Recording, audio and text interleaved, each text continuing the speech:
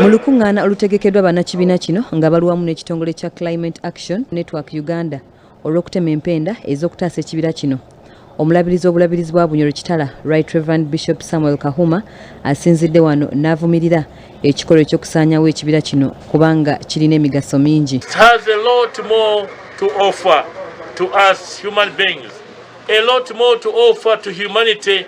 We come out to join our voices to say Bugoma forest must be saved. Omulabirizi ayongeddeko nti ng'ekkanisa tebakkiriziganya na kikolwa eky'okutema ekibira kubanga amaka ga bisolo eby'enjawulo ng'enjovu, enkima, ebinyonyi n'ebirala bingi. We condemn all forces which are against Bugoma forest, which are out to destroy Bugoma forest, because what they are doing is clearly against the will of God for his people. Right Reverend Constantine Bonabingi ngono ye muwandiisi w'enkalakalira mu kibiina ekitabaganya enzikiriza z'ekikristaayo agamba nti ensonga y'ekibira kya Bugoma tekwata ku bantu ba Bunyoro bokka nga kati bali mu kuwandiika ekiwandiiko eri bassabalabirizi b'enzikiriza ez'enjawulo bakitunulemu era bakitwalire omukulembeze w'eggwanga.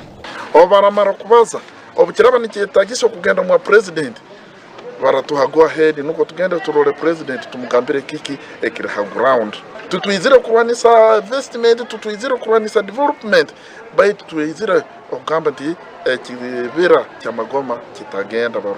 Akulira ekitongole ekirwanirira obutonde bw'ensi Climate Action Network Uganda John Mary Odoi ategezeza nga bwe bali abeetegefu okukunga abantu ba bulijjo okukungaanya ssente baziwe kampuni ya Hoima Sugar basobole okuva ku kibira kya Bugoma.